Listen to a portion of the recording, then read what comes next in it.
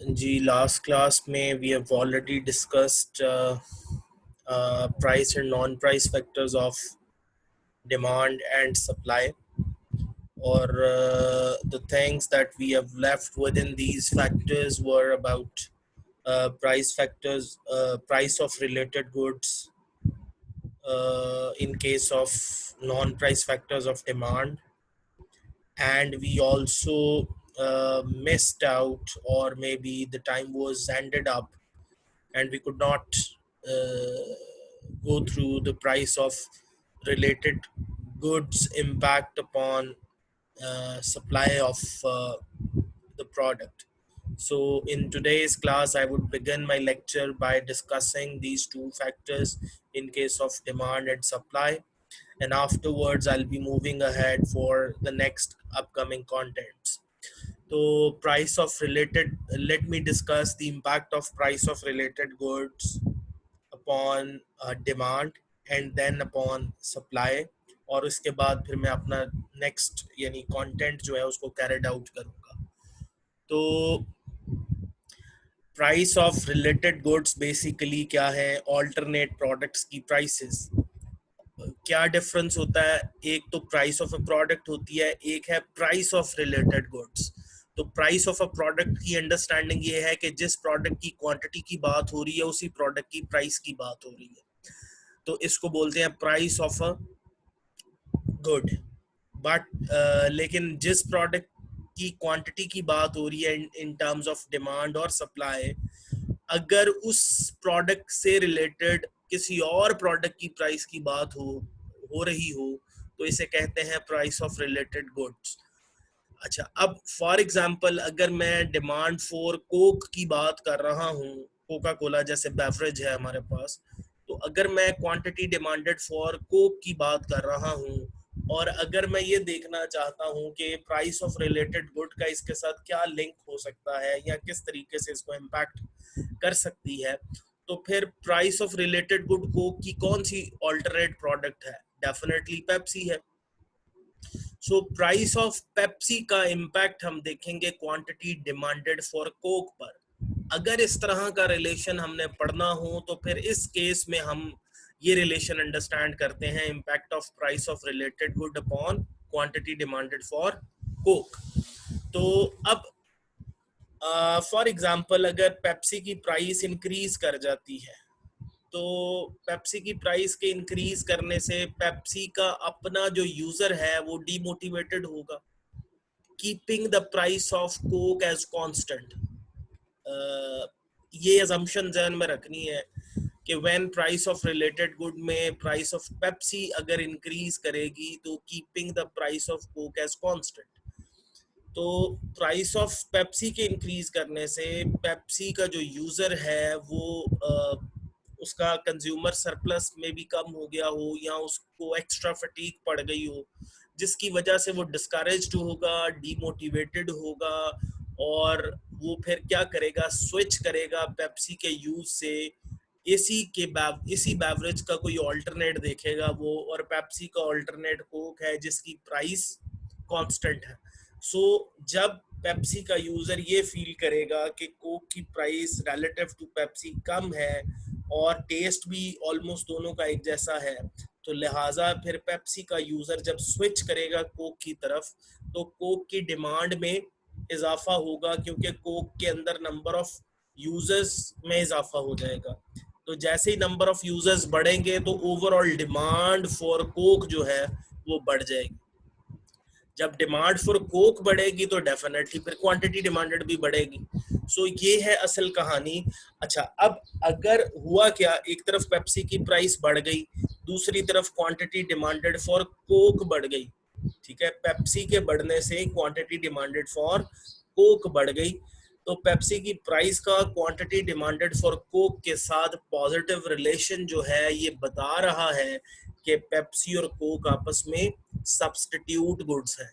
इसी तरह अगर आप कंसीडर करें कॉम्प्लीमेंट्री गुड्स, ऐसी गुड्स जो एक दूसरे पर इंटरडिपेंडेंट हो, अगर आप एक की कंजम्पशन बढ़ाएं तो दूसरे की कंजम्पशन ऑटोमेटिकली बढ़ जाती है, एक की कंजम्पशन कम करें तो दूसरे की कंजम्पशन ऑटोमेटिकली कम हो जाती है। फॉर एग्जाम्पल अगर यूपीएस एक्सपेंसिव हो जाए तो यूपीएस की डिमांड में कमी तो आएगी, लेकिन अगर यूपीएस की डिमांड नहीं कर रहे तो फिर ऑटोमेटिकली बैटरीज की डिमांड में भी कमी वाकया हो जाएगी। ठीक होगी बात।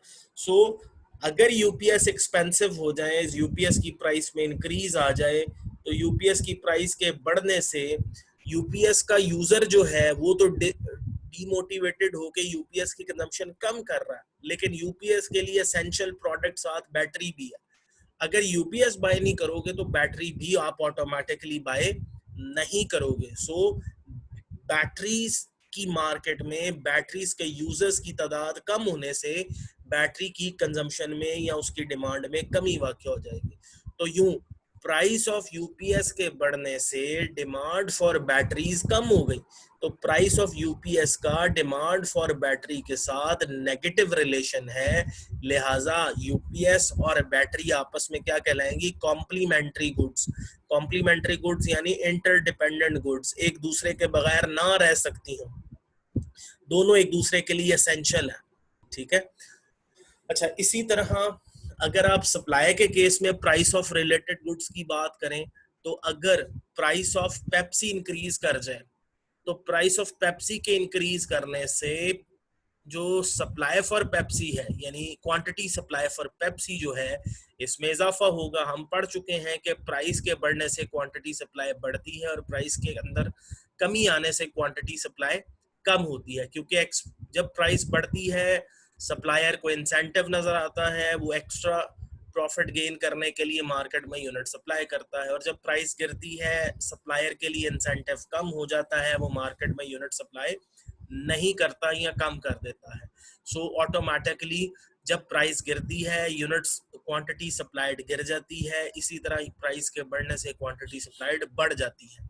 सो प्राइस ऑफ पेप्सी के बढ़ने से क्वांटिटी सप्लाई फॉर पेप्सी तो बढ़ गई, लेकिन दूसरी तरफ आप देखें जो कोक का सप्लायर है वो ये देख रहा है कि कोक की प्राइस कांस्टेंट है जबकि पेप्सी एक्सपेंसिव हो गई है, पेप्सी के अंदर प्रॉफिट मार्जिन बढ़ गया है, तो लिहाजा कोक का जो सप्लायर है उसको इंसेंटिव पेप्सी के अंदर नजर आ रहा है, लिहाजा वो अपनी इन्वेस्टमेंट को स्विच करेगा, अपनी इन्वेस्टमेंट को कोक से उठाकर पेप्सी के अंदर ट्रांसफॉर्म करेगा, और ऑटोमेटिकली पेप्सी के यहाँ नंबर ऑफ सप्लायर्स के अंदर इजाफा होने की वजह से पेप्सी की सप्लाई में इजाफा हो जाएगा।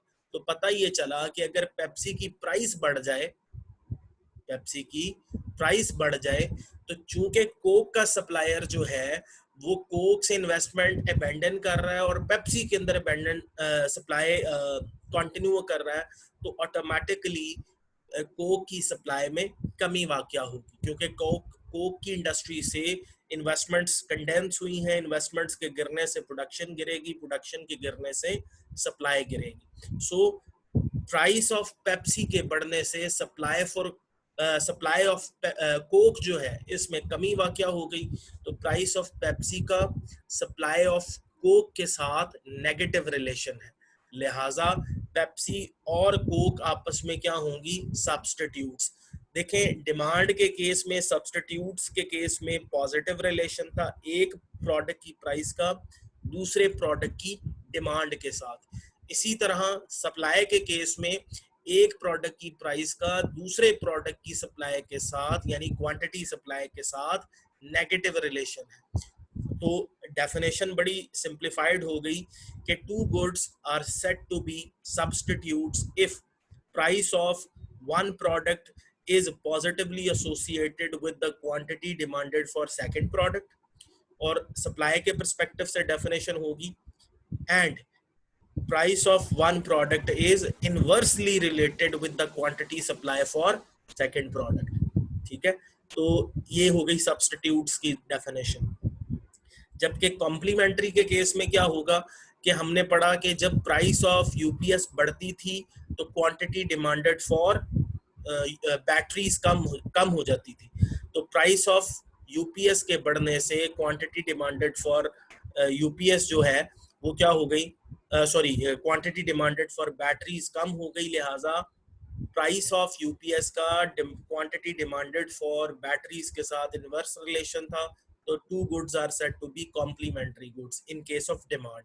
लेकिन सप्लाई के केस में क्या है कि जब प्राइस ऑफ यूपीएस बढ़ती है तो यूपीएस की प्राइस बढ़ने से जो सप्लायर है यूपीएस का उसको इसमें इंसेंटिव नजर आ रहा है कि यार एक्स्ट्रा प्राइस के ऊपर मेरा प्रॉफिट मार्जिन ज्यादा है, तो वो क्या करेगा, मार्केट में क्वांटिटी सप्लाई फॉर यूपीएस लाएगा।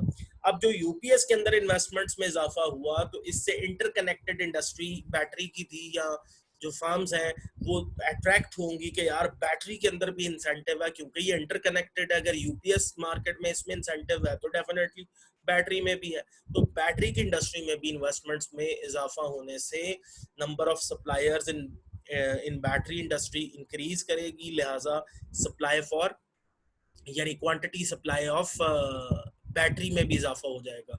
तो पता ये चला कि प्राइस ऑफ यूपीएस के इंक्रीज करने से क्वांटिटी सप्लाई फॉर बैटरीज जो हैं ये इंक्रीज कर जाती हैं। तो अगर दो गुड्स आपस में कॉम्प्लीमेंट्री हैं तो अगर प्राइस उनकी बड़ी है तो उनकी सप्लाई में अगर इजाफा हुआ है तो उससे इंटरकनेक्टेड इंडस्ट्री की प्रोडक्ट की सप्लाई में भी इजाफा हो जाएगा। यानी यूपीएस की सप्लाई में इजाफा होने से बैटरी की सप्लाई भी ऑटोमेटिकली बढ़ जाएगी क्योंकि दोनों गुड्स इंटरकनेक्टेड हैं और एक ही वक्त पे दोनों रिक्वायर्ड होती हैं। So automatically price of UPS के इंक्रीज करने से जब quantity supply for battery increase करेगी तो हम कहेंगे कि यूपीएस और बैटरीज आपस में कॉम्प्लीमेंट्री गुड्स हैं। तो अब अगर डेफिनेशन को सिंप्लीफाई करूं मैं तो मैं ये कहूंगा कि when price of one good और price of UPS is inversely related with the quantity demanded for battery, or price of UPS is directly proportional or positively related to the quantity demanded for batteries, then UPS and batteries are said to be complementary goods। ठीक है जी। अब इस case के अंदर अब मैं यहां से ये मेरा तकरीबन कंप्लीट हो गया price and non price factors की डिबेट, क्योंकि लास्ट हमने सारी डिस्कस कर ली थी, सिर्फ प्राइस ऑफ रिलेटेड गुड्स की डिबेट रह गई थी। अब इसके बाद नेक्स्ट मेरा पॉइंट है जी demand function and supply function. ठीक है जी। अब डिमांड एंड सप्लाई फंक्शन को अगर आप गौर से देखें तो मैंने price and non price factors को डिमांड फंक्शन के अंदर इस तरीके से लिख दिया कि ये है डिमांड फंक्शन। ठीक है, डिमांड फंक्शन एक ऐसा फंक्शन है जिसमें क्वांटिटी डिमांडेड की डिपेंडेंस होती है प्राइस, ये जिनको मैं हाईलाइट करने लगा हूं, price and non price factors पर। ठीक है जी। Dependence of quantity demanded upon its price and non price factors is called as demand function. इसी तरह सप्लाई फंक्शन क्या है जी, dependence of quantity supplied upon its price and non price factors, it is also called as supply function. ठीक है जी। यहां पर हम ये प्राइस फैक्टर्स को डिफरेंशिएट कर देते हैं। येलो शेड में हमारे पास प्राइस फैक्टर्स हैं जी और ब्लू शेड में हमारे पास नॉन प्राइस फैक्टर्स हैं दोनों के। ठीक है जी, ये हमारे पास डिफरेंशिएट करने के लिए काफी है। अच्छा, अब प्राइस फैक्टर्स का रोल क्या है और नॉन प्राइस फैक्टर्स का रोल क्या है जी, ये एक नया कॉन्सेप्ट मेरे पास नीचे लिखा है जी, it is movement along the demand curve. अच्छा, ये प्राइस फैक्टर्स में आप जरा ध्यान में रखें, चूंकि हमने यहाँ प्राइस फैक्टर्स के दो कंपोनेंट्स हाईलाइट किए थे, एक प्राइस ऑफ अ प्रोडक्ट और दूसरी इनडायरेक्ट टैक्सेस। इसी तरह नॉन प्राइस फैक्टर्स में हमने इनकम को आई के साथ, टेस्ट को टी के साथ, डायरेक्ट टैक्स को टीडी के साथ, एक्सपेक्टेशंस को ई, प्राइस ऑफ रिलेटेड गुड्स को पीआर, वेदर कंडीशंस को डब्ल्यू, फैशन को एफ, नंबर ऑफ कंज्यूमर्स को NC, quality of the product को क्यू और एडवर्टाइजमेंट एक्सपेंडिचर्स को ए के साथ रिप्रेजेंट किया है। तो आप देख सकते हैं कि इनकी रिप्रेजेंटेशंस सिंपली मेंशन कर दी है रादर कि हम इनकी डिटेल यहाँ पे मेंशन करें। ठीक है जी। इसी तरह सप्लाई के केस में उसकी representations price and non price factors की मेंशन कर दी है। अच्छा, अब देखें अगला कॉन्सेप्ट है हमारे पास movement along the demand curve and shifting of demand curve. इसी तरह movement along the supply curve और इसी तरह शिफ्टिंग ऑफ सप्लाई कर्व का कॉन्सेप्ट है। देखें जी, प्राइस फैक्टर्स दर हकीकत इनका फंक्शन क्या है। प्राइस फैक्टर्स का फंक्शन है कि they allow movement along any curve, ठीक है। अब आप डिमांड कर्व के प्राइस फैक्टर्स की बात कर रहे हैं या सप्लाई कर्व के फैक्टर्स की प्राइस फैक्टर्स की बात कर रहे हैं, जिनके भी प्राइस फैक्टर्स की बात हो रही है उन कर्व्स के अलोंग मूवमेंट होगी। मिसाल के तौर पे आपको मैंने लास्ट क्लास में भी बताया था डायग्राम ओपन करके कि जब आप डिमांड कर्व बनाएंगे और उसके ऊपर मल्टीपल पॉइंट्स बनाएंगे तो उनके एक पॉइंट से दूसरे पॉइंट पर जो मूवमेंट है that is called movement along the demand और may be supply curve, zone से भी कर्व की आप बात करें। और शिफ्टिंग का कॉन्सेप्ट क्या है कि एक कर्व किसी नए कर्व के अंदर शिफ्ट हो जाता है, यानी एक ओल्ड कर्व बन जाता है और एक न्यू कर्व बन जाता है। This is a concept of shifting from old to new. आप मूव कर रहे हैं मे बी इंक्रीज की सूरत में या मे बी डिक्रीज की सूरत में, ठीक है। अभी इसको मैं डिटेल से डिस्कस करता हूँ आगे कि ये है क्या चीजें। अच्छा, पहले मैं इसकी तरह थ्योरेटिकल अंडरस्टैंडिंग आपके साथ शेयर कर लूँ, उसके बाद फिर मैं डायग्राम पर चलता हूँ ताकि आपकी अंडरस्टैंडिंग और क्लियर हो जाए। अच्छा जी, मूवमेंट अलोंग द कर्व का कॉन्सेप्ट क्या है? It will only take place, ठीक है जी, it will only take place only if any of the price factors of demand changes. कौन चेंज हो रहा है जी? ये मैंने हाईलाइट कर दिया जी, ठीक है जी। Price factors of demand changes, however however the non price factors, ठीक है जी, however the non price factors of demand remains unchanged. तो हुआ क्या कि price factors of demand change हो जाए जबकि non price factors of demand remains unchanged. अगर ऐसा होगा तो फिर क्या होगा जी? फिर ये कॉन्सेप्ट एग्जिस्ट करेगा और ये क्या है जी? Movement along the demand curve. अब डिमांड कर्व हो या सप्लाई कर्व हो, जो सा मर्जी हो, ठीक है जी, movement along the demand curve हो या movement along the supply curve हो, जब जब प्राइस फैक्टर्स ने चेंज होना है और नॉन प्राइस फैक्टर्स ने कांस्टेंट रहना है। ये देखिए, price factors of supply change हो रहे हैं, सेम आइडिया है, जबकि non price factors of supply remains unchanged. इसके केस में भी वही है, ठीक है। तो अगर ऐसा होगा तो फिर क्या होगा? Movement along the curve. अगर डिमांड के केस में हो रहा है तो डिमांड कर्व के अलोंग मूवमेंट होगी, अगर सप्लाई के केस में हो रहा है तो सप्लाई कर्व के अलोंग मूवमेंट होगी, ठीक होगी बात। अच्छा, अब इसकी एग्जांपल मैंने वो आपको एक्सेल के टेबल से शेयर की थी, वो आपसे भी शेयर कर लेता हूं मैं स्क्रीन पर। ये आपको मैंने एक्सेल शीट के अंदर डायग्राम्स दिखाई थी, आप बड़ी आसानी से देख सकते हैं। ये डिमांड कर्व है, डिमांड कर्व पर पहला पॉइंट है 145 का, इसको से पॉइंट ए का नाम दे दें। तो प्राइस है 1, क्वांटिटी डिमांडेड है 45, प्राइस होगी 1 से इंक्रीज करके 2। जैसे ही प्राइस में इंक्रीज आया तो क्वांटिटी डिमांडेड 45 से रिड्यूस होके 40 पर चली गई, ठीक है जी।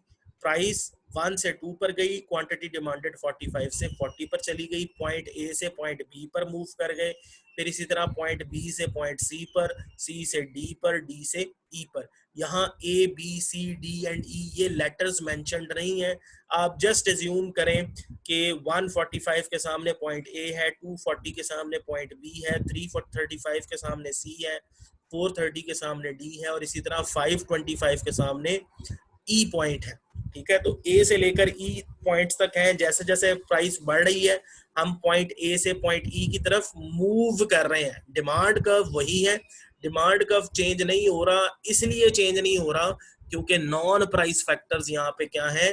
अनचेंज्ड। नॉन प्राइस फैक्टर्स क्या है? कांस्टेंट। नॉन प्राइस फैक्टर्स क्या है? स्टेबल। तो प्राइसेस में इंक्रीज आने की वजह से क्वांटिटी डिमांडेड में कमी वाकया हो रही है और हम एक ही कर्व के ऊपर एक पॉइंट से दूसरे पॉइंट पर मूव कर रहे हैं।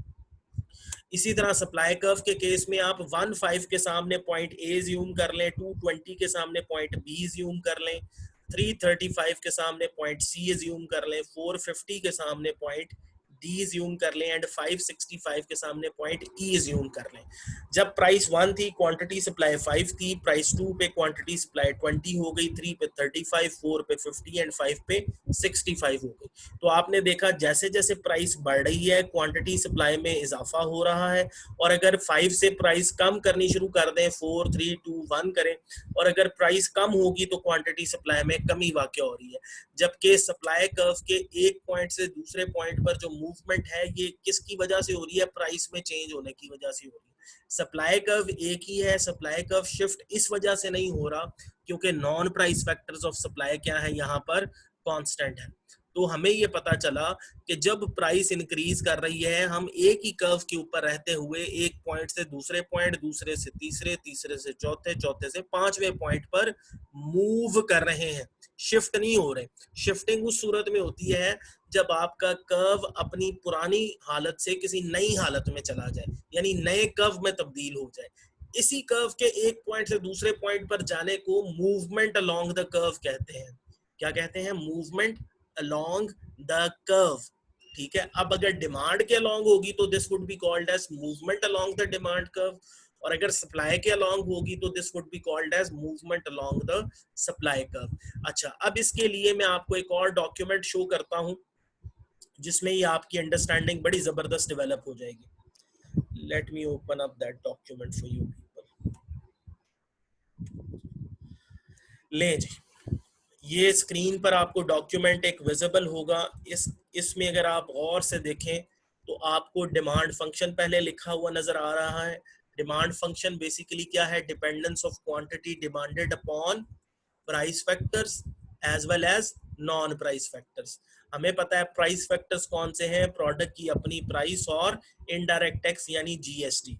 और non price factors of demand में क्या क्या थे हमारे पास? कंज्यूमर की income, taste, direct tax, expectation of the consumer about future price, PR price of related goods, W weather condition, F fashion, NC number of consumer, Q quality of the product and A advertisement expenditures। ठीक है जी। अच्छा, अब role of price factors, ये अभी थोड़ी देर पहले मैंने आपको बताया कि क्या है। When any of the price factors of demand changes, ये मैं अभी लास्ट डॉक्यूमेंट में बता के आया हूँ कि price factor of demand change होगा जबकि दूसरा क्या है जी, ये मैं हाईलाइट यहां आपकी आसानी के लिए कर देता हूं। Price factor of demand change होगा जबकि non price factor of demand ये क्या रहेगा? Remains same. Non price factor of demand same रहेगा, price factor of demand change होगा। तो इसकी वजह से क्या होगा जी? ये देखें स्क्रीन पर, ये क्या हो रहा है जी? Movement along the demand curve. जब मूवमेंट होगी तो देखें प्राइस 20 है, पॉइंट ए है, जबकि आप कितने यूनिट्स की डिमांड कर रहे हैं जी? 100 यूनिट्स की। इस डिमांड कर्व पे आप देखें लेफ्ट पैनल में जो डायग्राम है, प्राइस 20 पर 100 यूनिट्स की डिमांड हो रही है और आपके पास पॉइंट है ए। अब प्राइस में कमी वाक़या हो गई है, प्राइस में कमी की वजह से क्वांटिटी डिमांडेड में इजाफा हुआ और आप पॉइंट ए से मूव कर गए हैं पॉइंट बी पर, और क्वांटिटी डिमांडेड 100 यूनिट से इंक्रीज करके 150 यूनिट्स पर चली गई है। कब? जब प्राइस 20 से डिक्रीज करके 15 की तरफ आई है। तो क्वांटिटी डिमांडेड में इंक्रीज को हम इकोनॉमिक्स की लैंग्वेज में कहते हैं एक्सपेंशन ऑफ क्वांटिटी डिमांडेड या एक्सपेंशन इन डिमांड। बेसिकली ये एक्सपेंशन ऑफ क्वांटिटी डिमांडेड है। तो एक्सपेंशन ऑफ क्वांटिटी डिमांडेड कब टेक प्लेस करती है? जब कभी भी किसी भी प्रोडक्ट की प्राइस कम होती है, यानी जिस प्रोडक्ट की क्वांटिटी डिमांडेड की बात हो रही है उसी प्रोडक्ट की प्राइस की बात हो रही है। तो प्रोडक्ट की प्राइस अगर कम हो जाए तो प्रोडक्ट की क्वांटिटी डिमांडेड में इंक्रीज को एक्सपेंशन ऑफ क्वांटिटी डिमांडेड कहते हैं, और अगर प्रोडक्ट की प्राइस इंक्रीज कर जाए और क्वांटिटी डिमांडेड कम हो जाए तो decrease in quantity demanded because of increase in price of a product is called as contraction of quantity demanded. ठीक है, एक्सपेंशन क्वांटिटी डिमांडेड के बढ़ने को कहते हैं और क्वांटिटी डिमांडेड के अंदर कमी को कॉन्ट्रैक्शन ऑफ क्वांटिटी डिमांडेड कहते हैं। अच्छा जी, अब आप एक्सपेंशन के केस में देखें, हम पॉइंट ए से पॉइंट बी पर मूव कर गए जब प्राइस कम हो गई, और इसी तरह जब प्राइस बढ़ गई तो आप देखें राइट पैनल में कॉन्ट्रैक्शन ऑफ क्वांटिटी डिमांडेड वाले पैनल के अंदर देखें पॉइंट ए से पॉइंट बी पर हम मूव कर रहे हैं अपवर्ड साइड पर. सो these two diagrams are basically guiding us about movement along the demand curve, and movement along the demand curve is taking place when the price factors of demand are changing. However, the non-price factors of demand are remaining the same or they are not changing. और अगर आप इनकी detail थोड़ी सी देख लें, इस case में आप देखें it happens when price of a good decreases, price decrease हो रही है, एक्सपेंशन की बात हो रही है, और when general sales tax is decreased by the government, this will decrease the overall price of a good. Due to this, movement along the demand curve will take place. और ये क्यों take place कर रही है? As price factor of demand is changing. Movement along the demand curve इसलिए take place कर रही है because price factors of demand are changing. अच्छा, रिजल्टेंटली क्या हो रहा है जी? Quantity demanded increases.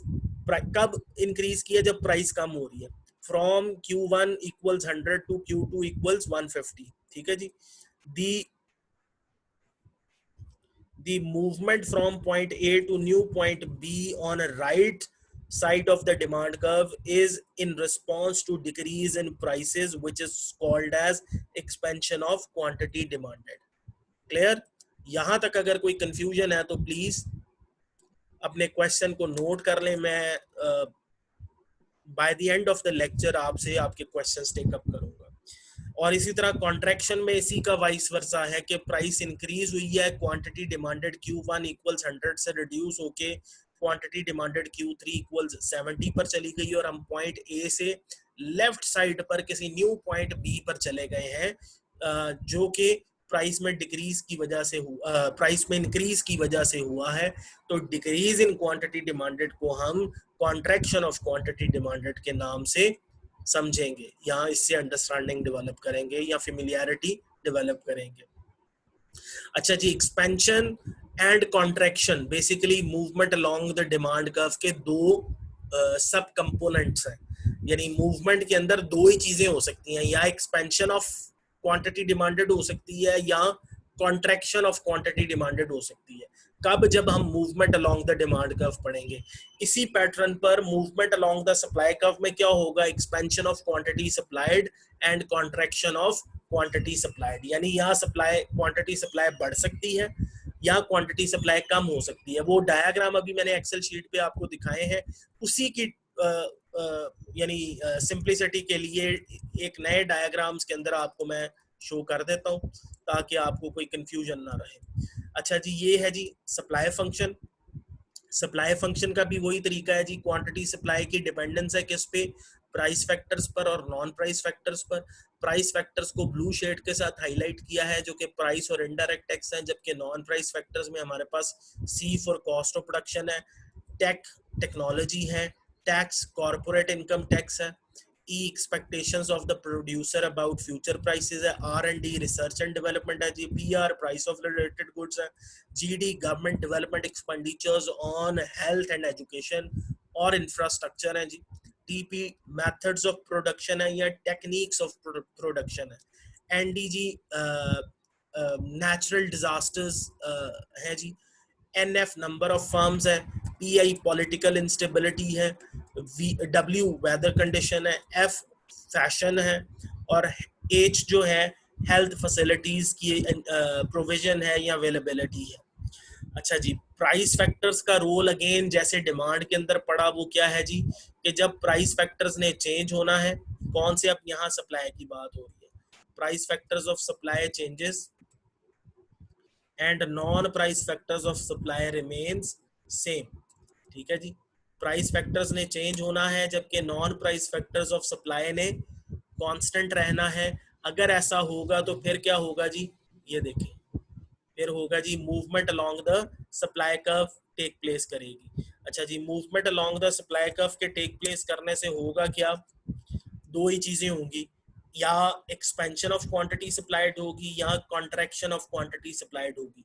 ये कब होगी जी? जब प्राइस बढ़ जाएगी या प्राइस कम हो जाएगी, या इनडायरेक्ट टैक्स बढ़ जाएगा या इनडायरेक्ट टैक्स कम हो जाएगा। अच्छा जी, फर्ज कर लें प्रोडक्ट की प्राइस बढ़ जाती है या इनडायरेक्ट टैक्स बढ़ जाता है, दोनों सूरतों में ओवरऑल प्राइस ने इंक्रीज करना है। तो ओवरऑल प्राइस जब बढ़ेगी तो वो इस लेफ्ट पैनल में आप गौर से देखें तो एक्सपेंशन ऑफ क्वांटिटी सप्लाइड का कॉन्सेप्ट आएगा। प्राइस P1 थी ओरिजिनल, प्राइस P1 से प्राइस बढ़ के P2 हो गई, तो ये इनिशियल पॉइंट जो है जहां क्वांटिटी Q1 है और इसको पॉइंट ए का नाम एज्यूम कर लें, तो क्वांटिटी Q1 से क्वांटिटी सप्लाई बढ़कर क्वांटिटी सप्लाई 2 पर चली गई अलोंग द सप्लाई कर्व। और ये अपवर्ड एरो बेसिकली आपको क्या बता रहा है कि पहले आप पॉइंट ए पर थे, बाद वाले पॉइंट को जो अपवर्ड साइड पे है इसको पॉइंट बी ज्यूम कर लें, और डाउनवर्ड जो पॉइंट है इसको पॉइंट सी ज्यूम कर लें। तो पॉइंट ए से पॉइंट बी पर क्वांटिटी सप्लाई के अलोंग हम अपवर्ड जाने मूव किए हैं, क्योंकि प्राइस के बढ़ने से क्वांटिटी सप्लाई में भी इजाफा हो गया। तो जब प्राइस बढ़ेगी क्वांटिटी सप्लाई में इंक्रीज आएगा, इसको बोलेंगे एक्सपेंशन ऑफ क्वांटिटी सप्लाइड। ठीक है, और इसमें हेडिंग क्या बन जाएगी सप्लाई कर्व के अंदर? Higher prices and supply expansion. अच्छा, अब दूसरे केस में कॉन्ट्रैक्शन ऑफ क्वांटिटी सप्लाइड है।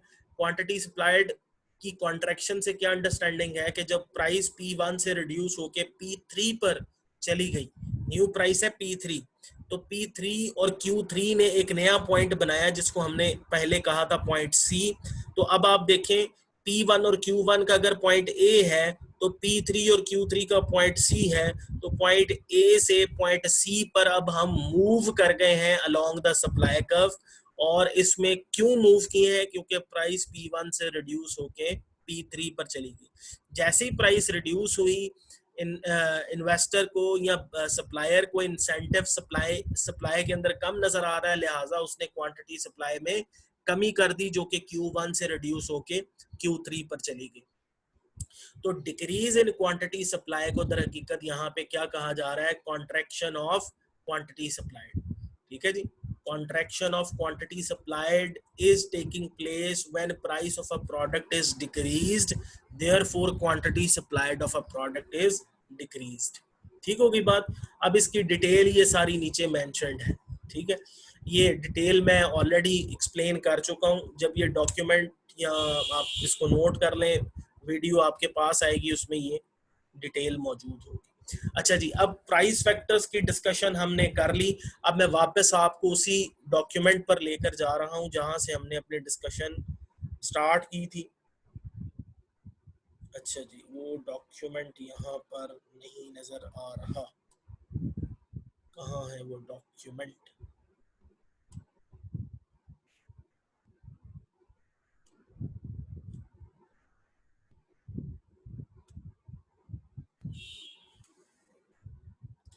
ले जी, अब इस डॉक्यूमेंट पे वापस आते हैं। अब है जी shifting of demand curve. Demand curve ने शिफ्ट होना है, और ये कब शिफ्ट होगा जी? जब demand curve will completely shift from one place to the other if and only if any of the non price factor. देखें जी क्या लिखा हुआ है, शिफ्टिंग कब टेक प्लेस कर रही है? जब any of the non price factor changes. ठीक है जी, any of the non price factor changes, और नॉन प्राइस फैक्टर को सॉरी हमने उसी से हाईलाइट किया हुआ है। However the price factors of demand remains unchanged. जब आप प्राइस फैक्टर्स के अंदर चेंजेस की बात करेंगे तो आपने एज्यूम करना है कि नॉन प्राइस फैक्टर्स में चेंजेस कांस्टेंट है। जब नॉन प्राइस फैक्टर्स में चेंजेस की बात करेंगे तो आपने एज्यूम करना है कि वहां प्राइस फैक्टर्स कांस्टेंट है, प्राइस फैक्टर्स में चेंजेस नहीं आ रही। ठीक होगी बात। तो जब नॉन प्राइस फैक्टर्स चेंज होंगे, तो मैंने आपसे कहा था कि नॉन प्राइस फैक्टर्स दर हकीकत कौन से फैक्टर्स हैं? ऐसे फैक्टर्स हैं जो क्वांटिटी को इफेक्ट करते हैं, और क्वांटिटी के चेंज होने से पूरे का पूरा कर्व शिफ्ट हो जाता है। सो हमारे इस केस में जब नॉन प्राइस फैक्टर्स में इनकम हो जाए, कंज्यूमर की एक्सपेक्टेशंस हो जाए, फैशन हो जाए, वेदर कंडीशन हो जाए, टेस्ट हो जाए, क्वालिटी ऑफ द प्रोडक्ट हो जाए, एडवर्टाइजमेंट एक्सपेंडिचर्स हो जाए, फिर इसी तरह नंबर ऑफ कंज्यूमर्स हो जाए, जब इनमें चेंजेस आएंगी तो फिर डेफिनेटली डिमांड कर्व भी पुरानी पोजीशन से किसी नई पोजीशन में चेंज हो जाएगा। अच्छा, अब इसी बात को मैं आपको फर्दर एक्सप्लेन करने के लिए पुराने वाले डॉक्यूमेंट पर दोबारा लेकर जा रहा हूं, जिसमें हमने डिटेल्स पढ़ी थी कि डायग्राम्स के साथ कि हो क्या रहा है एक्चुअली। अच्छा, अब आ जाए जी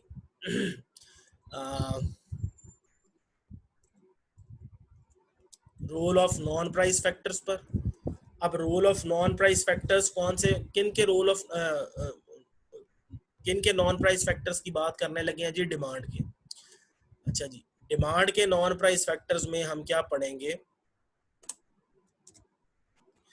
देखें जी, when non price factors of demand changes, ये देखिए ये स्टेटमेंट आ गई आपकी, non price factors of demand changes however the price factors, the price factors of demand remains same. तो जब नॉन प्राइस फैक्टर्स ने चेंज होना है और प्राइस फैक्टर्स ने कांस्टेंट रहना है तो फिर क्या होगा जी? फिर शिफ्टिंग ऑफ द डिमांड का विल टेक प्लेस। ठीक है जी। Role of non price factors क्या है जी? कि नॉन प्राइस फैक्टर्स चेंज हो और प्राइस फैक्टर्स कांस्टेंट रहे, और इसके रिजल्ट में क्या होगा जी? शिफ्टिंग ऑफ द डिमांड का will take place. Due to this demand curve will shift to new position। ठीक होगी बात? अगर ऐसा होगा तो फिर डिमांड कर्व शिफ्ट हो जाएगी। अच्छा जी, नॉन प्राइस फैक्टर्स हैं कौन कौन से? आई क्या रिप्रेजेंट कर रहा है जी? इनकम को। आई इनकम को रिप्रेजेंट कर रहा है जी। टी टेस्ट को, टी डी डायरेक्ट टैक्स को, ई एक्सपेक्टेशंस को, P R price of related goods, weather conditions, fashion, number of consumers, quality of the product, advertisement expenditures. अब देखते हैं जी वन बाय वन होने क्या जा रहा है। अच्छा जी, जब हम शिफ्टिंग की बात करेंगे, और शिफ्टिंग कब होती है जी? जब नॉन प्राइस फैक्टर्स में चेंजेस आती है। तो नॉन प्राइस फैक्टर्स की वजह से डिमांड कर्व ने शिफ्ट होना है, और दो ही पॉसिबिलिटीज है, या तो डिमांड कर्व राइटवर्ड शिफ्ट हो सकता है या लेफ्टवर्ड शिफ्ट हो सकता है। अब आप इस डायग्राम में देख सकते हैं कि मैंने स्टेटमेंट में क्या लिखवाया था कि जी प्राइस फैक्टर्स ने क्या रहना है? कांस्टेंट। जब प्राइस फैक्टर्स कांस्टेंट है तो आप देख सकते हैं कि इन दोनों डायग्राम्स में लेफ्ट और राइट दोनों पैनल्स के अंदर आपको नजर आ रहा है प्राइस 60 पे स्टक है। प्राइस 60 पे स्टक है। लेट्स अज्यूम कि जी हमारे पास ओरिजिनल डिमांड कर्व है डी, पॉइंट ए के ऊपर प्राइस 60 है और क्वांटिटी डिमांडेड जो है वो 500 यूनिट्स की हो रही है। ठीक है जी। अब 500 यूनिट्स की डिमांड है, फर्ज कर ले जब इनकम हमारी है 10,000 रुपए। अब इनकम 10,000 से इंक्रीज करके 20,000 पर चली गई, तो हम डी, यानी चूंकि इनकम बढ़ी है तो डिमांड कर्व डी से शिफ्ट करके किसी नए डिमांड कर्व जो कि ओरिजिनल डिमांड कर्व के बिल्कुल पैरेलल कर्व है, और पैरेलल कर्व क्या आ गया जी? D1। अच्छा, चूंकि इनकम इंक्रीज की है इसीलिए डिमांड कर्व राइट साइड पे शिफ्ट हो गया। राइट साइड पे शिफ्ट होने का मतलब है डिमांड में इंक्रीज आ गया। तो डिमांड में इंक्रीज आने से डिमांड कर्व राइटवर्ड शिफ्ट हुआ, और प्राइस, चूंकि प्राइस फैक्टर्स कांस्टेंट थे इसीलिए प्राइस फिक्स्ड है। लिहाजा हम पॉइंट ए से शिफ्ट करके पॉइंट बी पर चले गए किसी नए डिमांड कर्व D1 के ऊपर। वहां पर हम कितने यूनिट्स की डिमांड कर रहे हैं जी? 600 यूनिट्स की। तो आपने देखा क्वांटिटी डिमांडेड 500 से इंक्रीज करके 600 पर चली गई। हम old point, old demand curve D पर 500 यूनिट्स की क्वांटिटी डिमांडेड कर रहे थे, जबकि इनकम के इंक्रीज हो जाने की वजह से डिमांड कर्व राइटवर्ड शिफ्ट हुई है, तो नई डिमांड D1 आई जिस पर हम 600 यूनिट्स डिमांड कर रहे हैं एट पॉइंट बी। अच्छा, ये तो हो गया जी इम्पैक्ट उसका जब इनकम इंक्रीज कर रही है और डिमांड कर्व राइटवर्ड शिफ्ट हो गई है। इसी तरह डिमांड कर्व लेफ्टवर्ड शिफ्ट होगी कब? जब आपकी इनकम 10,000 से कम होकर 5,000 हो जाएगी। अच्छा, अब 10,000 इनकम पर प्राइस 60 है, पॉइंट ए है, क्वांटिटी डिमांडेड 500 यूनिट्स है, इनकम 10,000 से कम होकर 5,000 हुई, तो डिमांड कर्व लेफ्ट साइड पर शिफ्ट हो गया, जो कि ये बता रहा है कि डिमांड डिक्रीज हो गई है। तो डिमांड जब डिक्रीज हुई, डिमांड कर्व लेफ्टवर्ड शिफ्ट हुआ, कोई नया पॉइंट बी बना नए डिमांड कर्व D1 के ऊपर जो कि लेफ्ट साइड पर है, तो वहां पर पॉइंट बी पर कंज्यूमर कितने यूनिट्स की डिमांड कर रहा है जी? 400 यूनिट्स की। तो अब प्राइस कांस्टेंट है, इनकम में डिक्रीज हो जाने की वजह से डिमांड डिक्रीज हुई है, डिमांड में डिक्रीज आने की वजह से क्वांटिटी डिमांडेड आपकी 500 से कम होके 400 हो गई। तो ये है जनाबे वाला, इनकम के इंक्रीज होने से डिमांड कर्व राइटवर्ड शिफ्ट होता है, इनकम के डिक्रीज होने से डिमांड कर्व लेफ्टवर्ड शिफ्ट होता है, जबकि प्राइस फैक्टर्स यहाँ पर कांस्टेंट है जिनकी वजह से प्राइसेस में चेंजेस नहीं आएंगी। ये है शिफ्टिंग ऑफ डिमांड कर्व का कॉन्सेप्ट। अब ये नीचे मैंने सारी डिटेल्स मेंशन कर दी हैं, ये देख सकते हैं आप। अगर कंज्यूमर का टेस्ट डेवलप हो जाए तो डिमांड राइटवर्ड शिफ्ट होती है। गवर्नमेंट अगर इनकम टैक्स रेट कंज्यूमर पर कम कर दे तब डिमांड राइटवर्ड शिफ्ट होती है। कंज्यूमर ये एक्सपेक्ट कर रहा है कि फ्यूचर में जाकर प्राइस बढ़ने वाली है, तो कंज्यूमर फिर फ्यूचर में चूंकि उसको लॉस होने जा रहा है तो वो कहेगा कि नहीं यार मैं आज ही माल स्टॉक करके रख लेता हूँ घर में, तो वो आज ही प्रोडक्ट की डिमांड बढ़ा देगा। इसी तरह प्राइस ऑफ सब्स्टिट्यूट गुड्स के केसेस में डिमांड कर्व राइटवर्ड शिफ्ट होगी, और price of complementary goods basically क्या होंगी? प्राइस ऑफ कॉम्प्लीमेंट्री गुड ने कम होना है तो डिमांड राइटवर्ड जाएगी, और प्राइस ऑफ सब्स्टिट्यूट गुड ने इंक्रीज करना है तो डिमांड ने राइटवर्ड जाना है। इसी तरह वेदर कंडीशंस, समर सीजन में समर रिलेटेड प्रोडक्ट्स की डिमांड में इजाफा होगा। अगर फैशन अराइव हो जाए, न्यू फैशन आ जाए, तो न्यू फैशन के प्रोडक्ट की डिमांड बढ़ जाएगी। मार्केट में नंबर ऑफ कंज्यूमर्स बढ़ने से डिमांड कर्व राइटवर्ड जाएगी। Quality of the product develop हो जाए तो डिमांड राइटवर्ड जाएगी। और अगर फर्म्स एडवर्टाइजमेंट एक्सपेंडिचर्स इंक्रीज कर दें तो इसकी वजह से भी डिमांड ने राइटवर्ड शिफ्ट हो जाना है। इन सारे केसेस में आपके पास डिमांड के राइट साइड पर शिफ्ट होने वाला डायग्राम है। और अगर ये सारी बातों का वाइस वर्सा हो जाए तो फिर ये डिमांड के लेफ्ट साइड पर शिफ्ट होने वाला डायग्राम आपने बनाना है। इसी तरह role of non price factors of supply है जी हमारे पास। इसमें क्या है जी? वही बात, non price factors of supply change हो जबकि प्राइस फैक्टर्स ऑफ सप्लाई क्या रहे जी? कांस्टेंट। अगर ऐसा होगा तो फिर क्या होगा जी? Due to this supply curve will shift to new position। ठीक होगी बात। अगर ऐसा होगा कि non price factors of supply change हो जबकि price factors of supply constant रहे तो सप्लाई कर्व शिफ्ट कर जाएगा। अब आपके सामने ये है जी non price factors of supply. इनको मैं ऑलरेडी पहले भी एक्सप्लेन कर चुका हूँ। सी क्या है जी? Cost of production. टेक्नोलॉजी है। टैक्स कॉर्पोरेट इनकम टैक्स है। E expectations of the consumer है जी, sorry expectations of the producer about future price है। R&D रिसर्च एंड डेवलपमेंट है। Price of related goods for PR। GD government development expenditures on health education and infrastructure है जी। TP techniques of production और methods of production है। Natural disasters. ND है जी। NF number of firms है। PI political instability है। W for weather condition. F for fashion और H for provision of health services by the government. अच्छा जी, अब shifting of supply curve.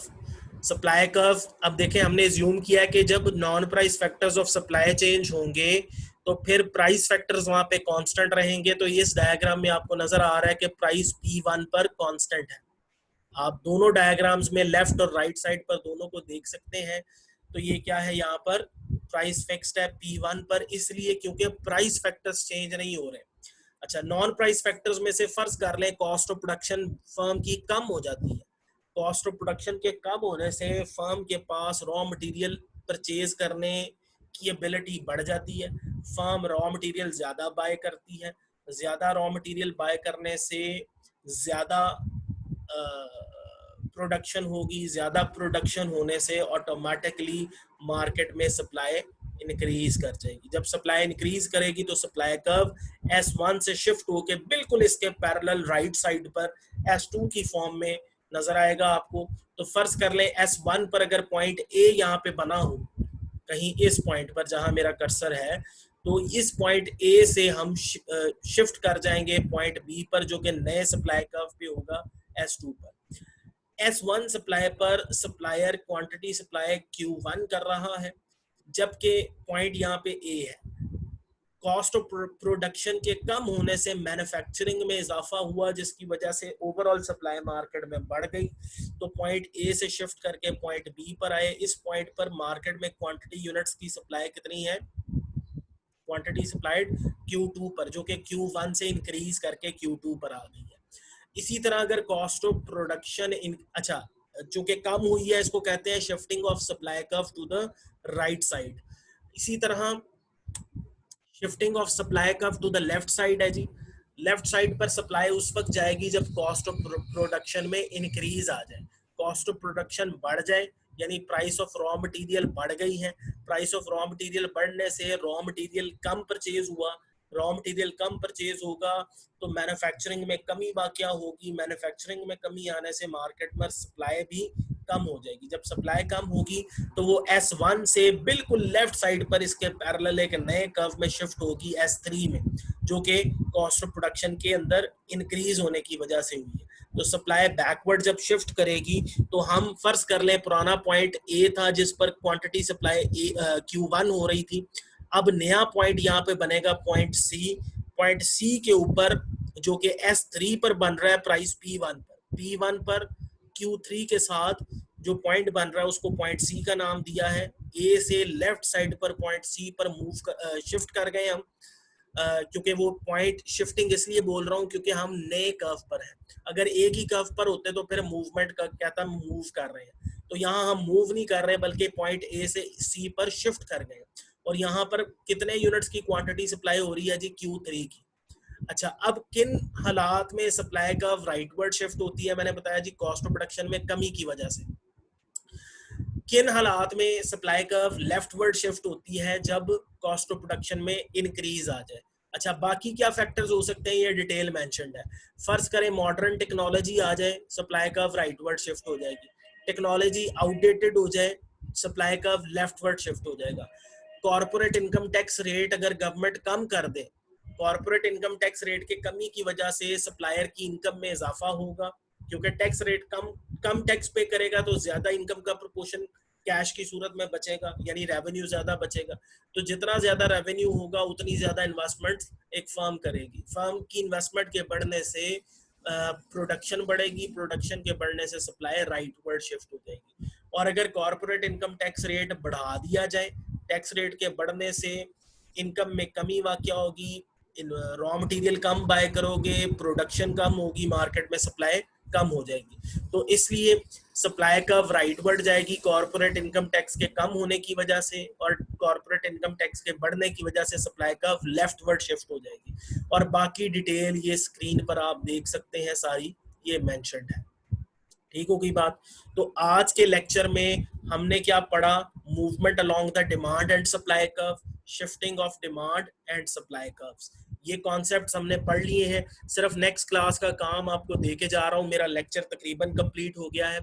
Next class के लिए मैं आपको बता रहा हूँ कि आपने करना क्या है। डॉक्यूमेंट मैंने ईमेल किया हुआ है, आपने उस डॉक्यूमेंट में पेज नंबर, स्क्रीन पे मैंने आपको एक स्लाइड शेयर किया है, पेज नंबर आपने 2 पर आना है, और 2 पर आपको नजर आ रहा होगा summary of shifting of demand curve. ठीक है जी, ये समरी आपको विजिबल होगी। इसमें सारी डिटेल मेंशन्ड है कि इनकम के बढ़ने से डिमांड ने राइटवर्ड जाना है, ये सारी डिटेल लिखी हुई है। ये आपने एग्जैक्टली इन सारी इंफॉर्मेशन को देख के ये डिमांड कर्व्स की राइटवर्ड या लेफ्टवर्ड शिफ्टिंग ड्रॉ करनी है, एक एक केस की अलग-अलग। इसी तरह summary of shifting of supply curve है जी, इसमें आप देख सकते हैं वो जो मैं कॉस्ट ऑफ प्रोडक्शन यानी रॉ मटेरियल की प्राइसेस के इंक्रीज करने की डिक्रीज करने की बात कर रहा था, तो सप्लाई राइटवर्ड आ रही थी और रॉ मटेरियल की प्राइस बढ़ने से सप्लाई कर्व लेफ्टवर्ड जा रही थी। ये डिटेल यहाँ पे पेज नंबर 3 पर सप्लाई के केस में मेंशन्ड है। तो ये अब आपने पेज नंबर 2 और पेज नंबर 3 को पढ़ेंगे तो आपको पता चल जाएगा कि डिमांड कर्व की शिफ्टिंग लेफ्टवर्ड होनी है या राइटवर्ड होनी है। इसी तरह सप्लाई कर्व की शिफ्टिंग राइटवर्ड होनी है या लेफ्टवर्ड होनी है। ये पेज नंबर 2 और पेज नंबर 3 पर सारी डिटेल मेंशन है। ये प्लीज नेक्स्ट क्लास में आने से पहले पढ़ के आइएगा। मेरा आज का लेक्चर कंप्लीट है जी। Thank you very much for listening me. Stay blessed, have a good time sir.